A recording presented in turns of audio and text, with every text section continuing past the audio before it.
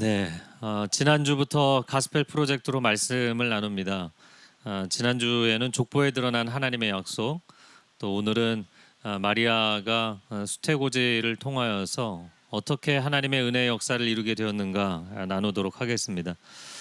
크게 두 부분으로 보겠는데요. 첫 번째는 은혜인가 고난인가입니다. 오늘 본문의 26절과 7절 말씀을 같이 읽어보겠습니다. 그 후 6달째 하나님께서 천사 가브리엘을 갈릴리 나사렛 마을에 보내 한 처녀에게 가게 하셨는데 그 처녀는 다윗의 가문에 속한 요셉이라는 남자와 약혼한 마리아였습니다. 가브리엘은 하나님의 메시지를 전달하는 특사 역할을 하는 천사입니다. 제사장 사가랴에게 아들 요한을 주겠다 알려주신 이후에 6개월 뒤에 갈릴리 나사렛으로 가십니다.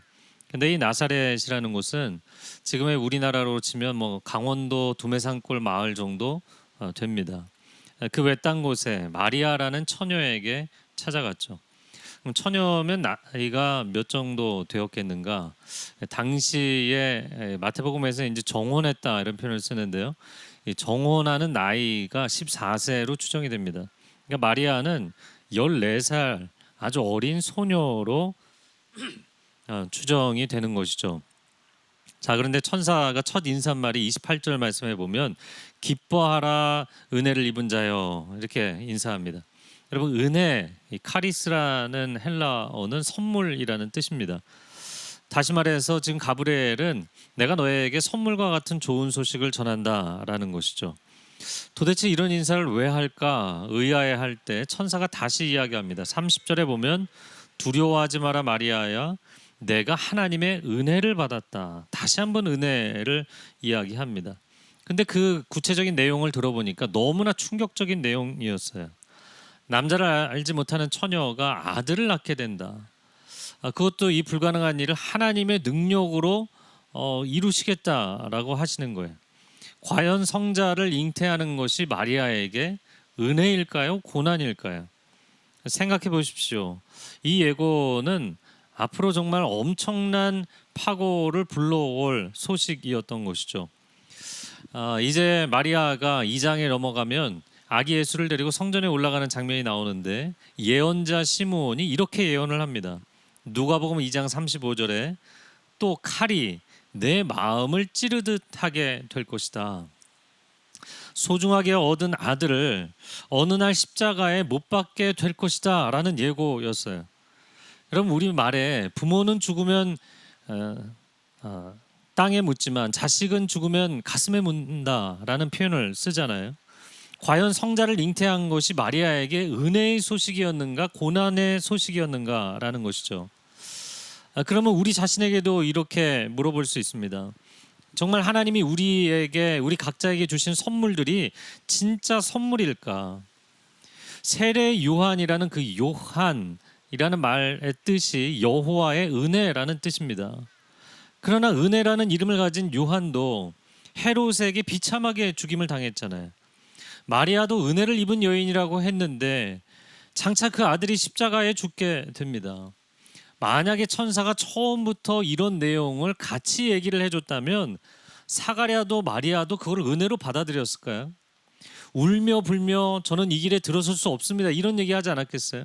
아니요, 저는 이 길에 들어서지 않겠습니다 라고 했겠죠. 마리아만이 아닙니다. 저와 여러분도 마찬가지죠. 여러분, 자녀를 낳으신 분들, 자녀를 낳는 것이 은혜입니까 고난입니까? 자녀를 키우고 그 자녀가 인생에 정말 수많은 굴곡을 지나가는 것을 보게 되는 것, 그것이 은혜입니까 고난입니까? 물론 자녀가 없는 가정들은 하나님 저희 가정에도 자녀를 허락해 주십시오 간구하며 기도합니다. 그러나 그 자식이 너무 아프거나 아니면 부모를 너무 아프게 하는 그런 가정들은 차라리 무자식이 상팔자다 그런 표현을 쓰기까지 합니다. 마리아는 사랑하는 아들이 십자가에 못 박히는 어려움을 당했지만 사실 세상의 모든 부모들도 한 번쯤은 자식 때문에 가슴에 못이 박히는 일들을 경험하지 않습니까? 그런데 하나님은 놀랍게도 이것이 은혜라고 선포하시는 것입니다. 오늘 가브리엘 천사를 통하여서 너는 은혜를 입은 자다. 너는 은혜를 받는 것이다. 라고 2번이나 강조하셨어요. 여러분 다시 질문합니다. 결혼이 은혜입니까? 고난입니까? 네, 차 안에서 다 대답 아직 안 하셔도 됩니다. 여러분 자녀를 키우는 것이 은혜입니까? 고난입니까? 만약에 우리가 인생에서 아픔이 두렵고 상처받는 것이 두려워서 사랑하지 않는다면, 나는 그냥 미혼으로 살겠다, 비혼주의자로 살겠다, 그러면 그것이 과연 나은 선택일까요? 그런데 하나님은 아픔이 있고 고통이 있을지라도 사랑을 선택하신 분이라고요. 우리는 하나님께, 하나님 세상에 왜 이렇게 많은 고통을 주십니까? 이럴 바에는 왜 세상을 창조하셨고 왜 인간을 지으셨습니까? 이렇게 질문하죠. 그러나 역지사지로 하나님 입장에서 생각하면 마찬가지예요. 아들을 십자가에 내어주시는 그 고통을 당하시면서도 하나님은 사랑을 선택하신 분이시죠. 여러분 요한도 그렇고 예수님도 마찬가지입니다. 왜 순환을 당하고 왜 고통의 죽음을 당하셔야만 했나요? 하나님이 맡겨주신 일, 하나님이 맡겨주신 사명을 감당하기 위함이었습니다. 여러분 각자 사업을 하시는 분도 있고 또 회사에 다니시는 분도 있고 개인 영업하시는 분들, 여러분 우리가 노동하는 것 그리고 교회에서 또 사명을 받아서 일을 하는 것 다 마찬가지입니다. 여러분에게 있어서 노동이라는 것은 은혜입니까? 고난입니까? 또 사명을 받아서 사역을 하는 것이 여러분에게는 은혜입니까? 고난입니까? 사람들이 오해하는 게 있어요. 성경을 볼 때 하나님이 아담이 불순종하고 선악과 따먹으니까 땀 흘려서 고생하며 노동하는 벌을 주신 것이다 라고만 해석해요. 그러나 아담이 벌을 받고 나서 노동하기 시작했나요? 이미 그는 창세기 2장을 보면 에덴 동산에서 하나님이 지으신 아름다운 동산을 가꾸는 노동을 이미 시작한 사람이었어요. 그리고 하나님도 창조라는 노동을 하신 분입니다. 물론 노동이라는 것이 땀을 흘리는 수고가 있고 눈물이 있고 고생이 있습니다. 그러나 뭔가를 창조해내는 기쁨도 있고 완성해내는 기쁨이 있는 거예요. 교회 사역도 마찬가지입니다. 마르다처럼 마르고 닳도록 내가 일만 하고, 그런데 때로는 갈등이 있고 실망이 있고 어려움이 생기는 것이 교회 사역 아닙니까? 그럼에도 불구하고 왜 우리가 계속해서 일을 해야 되고 사명을 감당해야 되는가? 그것은 인생의 본질을 통찰해야 되기 때문입니다. 인생이라는 것은 고난의 터널을 지나 은혜의 목적지에 도달하는 것이기 때문이에요. 그러므로 여러분의 인생이 고난의 터널을 지나가고 있다면 내가 여기 그냥 멈추겠다 하시면 안 돼요. 만약에 멈춰버리면, 주저앉아버리면 고난의 터널을 벗어날 수 없기 때문이에요. 여러분 내가 그냥 이제는 되돌아가고 말겠다, 그러면 다시 그 고난의 터널을 지나가야만 목적지에 갈 수가 있는 거예요. 절대로 멈추거나 되돌아 나오지 마십시오. 결혼을 하는 것도, 아이들을 키우는 것도, 여러분의 일을 하는 것도, 사명을 받아서 사명자로 살아가는 것도 다 고생하는 것입니다. 고생이 맞습니다. 그러나 조지 위필드가 이야기했던 것처럼 여러분의 인생이 녹슬어서 없어지기보다 차라리 나는 달아서 없어지겠다, 그것을 자랑스럽게 여기시는 삶이 될 수 있기를 바랍니다.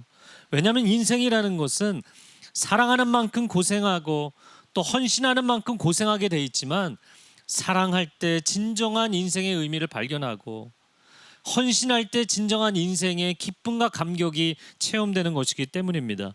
하나님이 우리 인생을 그렇게 창조하신 것이죠. 자, 2번째 부분입니다. 반전의 역사가 시작되다. 자, 오늘 본문의 말씀 가운데 31절에 32절에 3절까지의 내용을 보면 천사가 이런 이야기를 하죠. 너가 아들을 낳으리니 이름을 예수라 하라. 예수스라는 이 이름은 여호와는 구원이시다라는 놀라운 이름이었어요.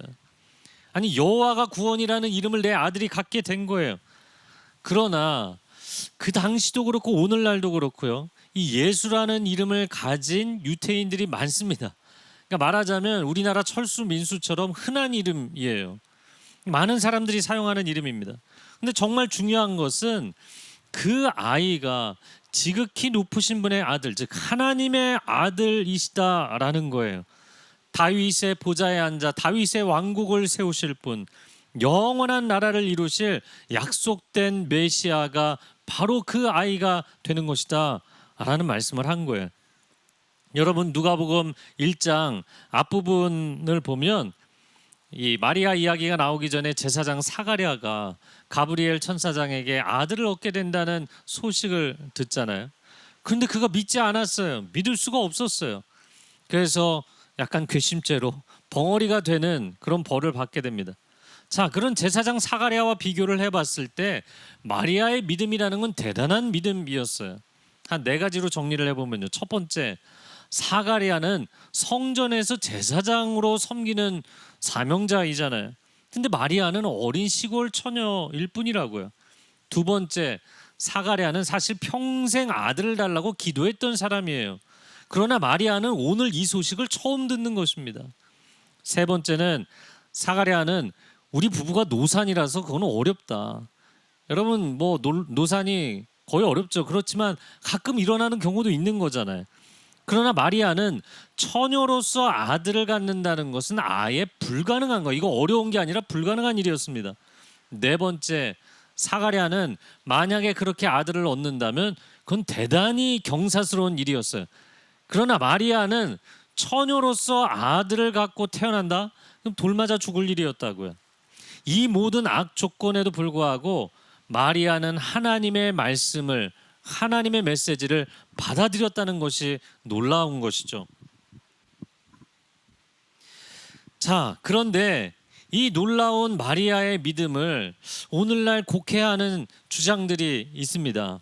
이사야 7장 14절 말씀을 한번 같이 읽어보시면요, 유튜브 라이브로 보시는 분들은 자막에 나올 겁니다. 그러므로 주께서 친히 징조를 너희에게 주실 것이라. 보라, 처녀가 잉태하여 아들을 낳을 것이요 그의 이름을 임마누엘이라 하리라. 처녀가 잉태하여 아들을 낳는다. 그런데 이 구절을 갖고 시비를 거는 사람들이 나오기 시작한 거예요. 여기서 이 처녀라는 단어가 히브리어로 알마라는 단어입니다.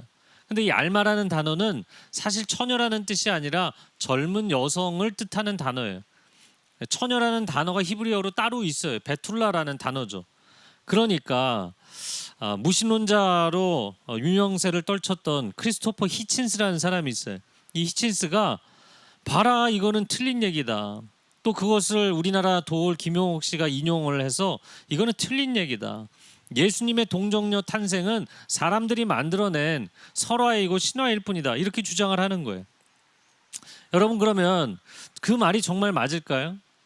알마라는 단어가 처녀를 뜻하는 단어가 아닌 것은 맞아요. 그러나 성경의 전체 컨텍스트를 보면 알마라는 단어가 총 7번 사용됐는데 단 한 번도 예외 없이 결혼하지 않은 젊은 여성을 뜻할 때 그 문장에서 사용됐어요.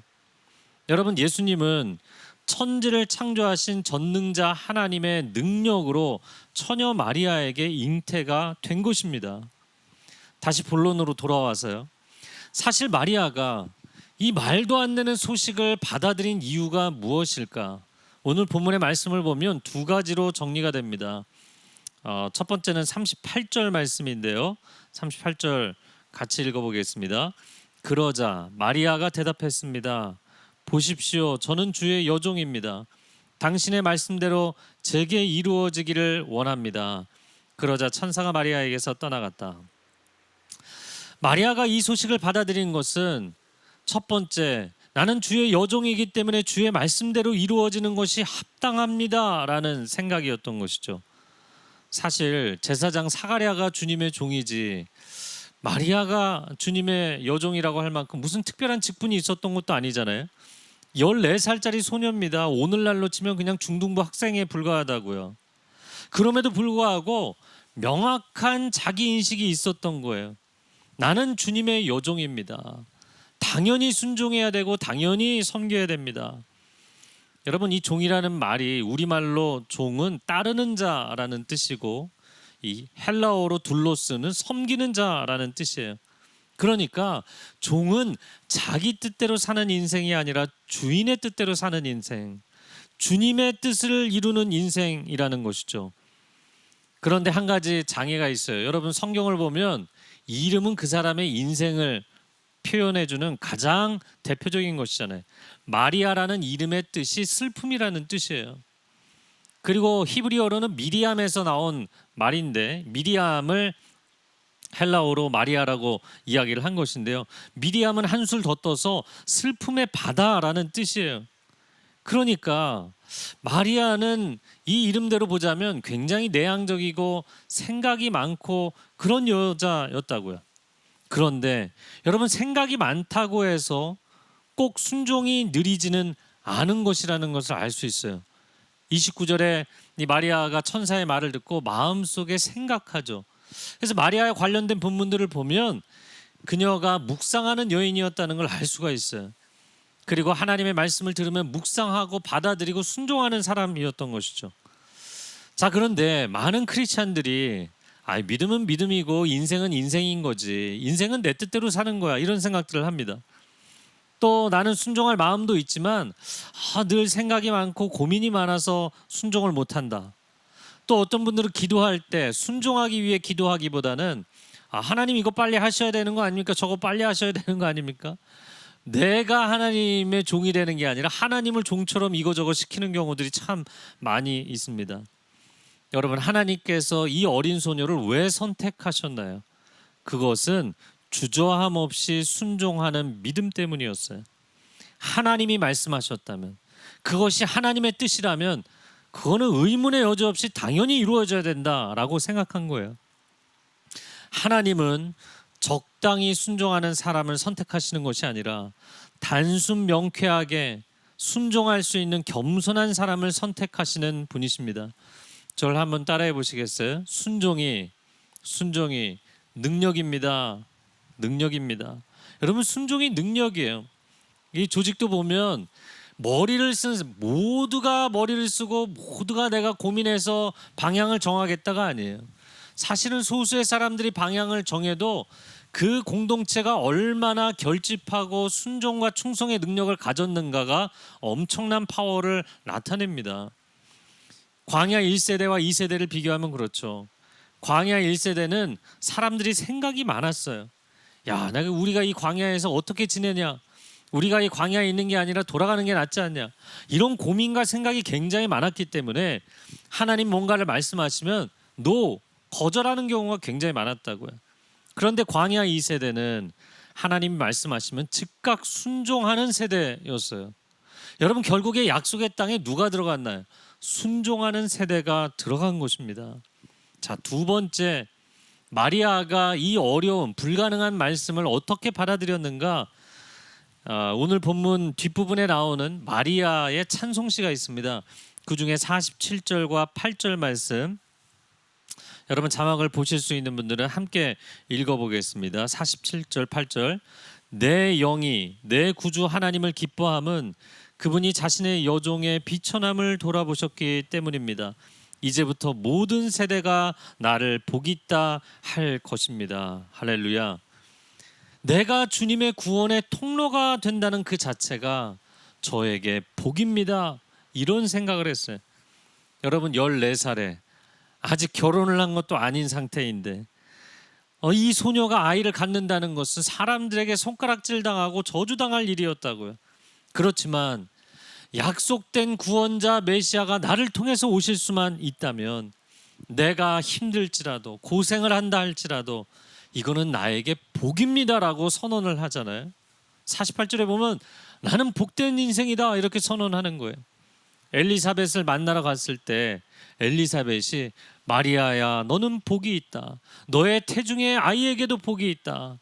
이 놀라운 하나님의 말씀을 신뢰하고 순종하던 한 여인에게는 복이 있다. 3번이나 복을 선포해 주었다고요. 그리고 마리아 자신도 내가 누구인데 나 같은 비천한 여종에게 이런 사명을 맡겨주시다니 나는 복이 있습니다. 이렇게 선언했어요. 여러분, 저를 한번 따라해 보시겠어요? 가슴에 손을 얹으시고요. 나는 복이 있는 인생입니다. 복이 있는 인생입니다. 아멘. 여러분, 우리가 축복의 통로라는 찬양을 참 좋아하잖아요. 왜 좋아하시나요? 축복이라는 단어 때문에 좋아하시나요? 아니면 통로라는 단어 때문에 좋아하시나요? 내가 복 받을 것 같다 그러니까 기분이 좋잖아요.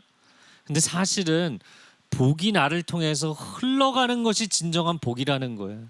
그게 축복의 통로입니다. 여러분, 내가 만약에 마리아처럼 내가 고생하고 희생해서 복의 통로가 되어야 한다, 그러면 아멘 하시겠느냐고요. 주저하는 사람이 많을지 모르겠어요. 그런데 놀랍게도 마리아는 억지로 순종하는 것이 아니라 순종을 넘어서 하나님, 이것은 나에게 영광이고 복입니다, 이렇게 찬양을 했다는 거예요. 우리는 하나님께 이렇게 기도할 때가 많습니다. 하나님, 왜 저만 희생해야 되나요? 하나님, 왜 저만 손해를 봐야 되나요? 하나님, 저는 복만 받고 싶습니다. 그런데 마리아는 이렇게 고백했어요. 나같이 보잘것없이 인생을 시작한 사람이, 보잘것없이 인생이 끝날 수밖에 없는 사람이 하나님의 선택을 받다니 하나님 감사합니다. 사랑하는 성도 여러분, 여러분의 인생을 절대로 비관적으로 부정적인 관점으로 해석하지 마세요. 하나님이 당신을 그 자리에 세우신 것, 아무리 어려운 자리일지라도 그 자리에 세우신 것이 반드시 복이 될 줄로 믿습니다. 아멘. 제가 카투사로 미군 부대에 있을 때 가끔가다 자주색 베레모를 쓴 부대원들이 나타날 때가 있었어요. 그럼 사람들이요, 눈빛이 다르고 그 부대는 뭔가 좀 달라 보여요. 그래서 저 사람들이 누구냐 그랬더니 패스파인더라는 부대예요. 패스파인더라는 것은 이런 겁니다. 이 전쟁이 교착 상태에 빠졌을 때, 적진도 우리 아군의 진도 서로가 대치 상태에서 뭐 해결이 안 될 때 헬기를 태워서 이 패스파인더 부대를 적군의 심장부 한가운데 떨어뜨립니다. 그러면 거기서부터 아군의 진영까지 길을 만들어내는 사람들, 길을 찾아낸다. 그래서 패스파인더라는 이름을 붙인 거예요. 생존 확률이 얼마나 되냐? 생존 확률은 0%. 그러니까 목숨 걸고 그 사명을 이뤄내는 사람들이에요. 그런데요, 여러분, 이 사람들이 왜 우리만 그런 희생을 하는 부대입니까? 이렇게 얘기할까요? 엄청난 자부심을 갖고 있다는 거예요. 해병대, 특전사, 네이비실, 패스파인더, 이런 사람들이 엄청난 자부심을 가지고 있다고요. 다윗도 내가 왜 저 무시무시한 골리앗과 싸워야 됩니까? 불평하지 않았어요. 오히려 그것을 자신의 영광이요 특권이라고 생각했습니다. 갈렙은 거인족이 살고 있는 헤브론에 내가 왜 가야 됩니까? 얘기한 게 아니었어요. 하나님, 이 가장 어려운 산지를 저에게 주십시오. 그것이 저에게 영광이 될 것입니다 라고 주장한 것입니다. 그 누구보다도 하나님의 아들 예수 그리스도께서 하나님, 제가 왜 이 고난의 십자가를 져야 됩니까? 얘기하지 않았습니다. 요한복음 17장에 보면 십자가를 지시기 직전에 드디어 하나님이 나를 영화롭게 하시는군요, 십자가는 나의 영광입니다, 이런 기도를 하셨다고요. 사랑하는 성도 여러분, 여러분의 고난의 자리, 지금은 고난의 자리이지만 그 자리가 하나님의 반전 역사의 진앙지가 되기를 축복합니다. 보십시오, 마리아가 순종을 넘어서 찬송을 올려드립니다. 하나님은 고난의 사명을 은혜로 받아들이는 사람을 반드시 승리하게 하실 것입니다. 이것이 크리스찬이 갈 길인 것이죠. 다시 한번 저를 따라해 보세요. 복음은 반전의 소식입니다. 반전의 소식입니다. 어떻게 비천한 나 같은 사람을 하나님께서 들어서 쓰시는가? 여러분, 사실 천상의 보좌에 계신 주님이 이 땅에 내려오신 것부터가 반전이고요. 그리고 나 같은 사람을 들어서 시대의 역사를 바꾸는 하나님의 구원의 물꼬를 트는 사람으로 써주신 것이 반전이고요. 마지막 반전은 무엇일까요? 우리가 천국에 들어갈 때 영원한 마지막 대반전이 이루어질 줄로 믿습니다. 우리 모두가 이 사명 감당하는 하나님의 사람들이 되시기를 축복합니다. 이 시간 함께 기도하겠습니다. 사랑하는 주님, 각자의 자리에서 내가 서 있는 이 사명의 자리가 하나님이 나를 세우셨다는 거 알지만 너무 힘듭니다. 때로는 지치고 한숨이 나오고 주저앉고 싶고 돌아가고 싶을 때가 있습니다. 아예 시작조차 하기가 두려운 사람들도 있습니다. 하나님, 그러나 마리아가 하나님이 맡겨주신 사명이라면 그 길이 고난의 길일지라도 나는 은혜와 영광으로 받아들이겠습니다. 그 고백이 우리 가운데도 있게 하여 주시고, 하나님의 승리가, 하나님의 구원이 우리를 통해 나타나는 역사 있게 하여 주옵소서. 우리 가정과 우리 기업 가운데 그런 역사가 있게 하여 주옵소서. 함께 통성으로 기도합니다. 사랑하는 주님, 주님의 은혜를 구하며 나아갑니다. 너는 은혜를 입은 자다. 너는 하나님께 은혜를 입은 것이다. 고난의 길을 걸어가라고 하나님이 너에게 인생의 아픔을 주시는 것이 아니라 너에게 은혜를 주시는 것이고 영광을 주시는 것이다. 그 선언이 아멘으로 화답되게 하여 주시고 영광의 승리로 결론이 이루어지게 하여 주시옵소서. 우리의 삶을 결코 홀로 두지 아니하실 것입니다. 사명의 길을 걸어갈 때 지치지 않게 하여 주시고 쓰러지지 않게 하여 주시고 중단하지 않게 하여 주옵소서. 이 길은 승리의 길이 될 것입니다. 십자가로 끝나는 것이 아니라 부활의 영광에까지 이를 것입니다. 우리의 가정을 구원하고 일터를 구원하고 어려워진 이 경제사회 상황을 구원하는 하나님의 사람들이 될 수 있도록 하나님, 우리에게 힘을 더하여 주시옵소서. 오늘 어린 소녀 마리아를 통하여 우리에게 도전 주심을 감사합니다. 우리도 각자의 부르심의 자리에서 이 사명 감당할 때 하나님의 승리의 영광을 반드시 보게 하여 주옵소서. 그렇게 행하실 하나님께 감사드리며 예수 그리스도의 이름으로 기도합니다. 아멘.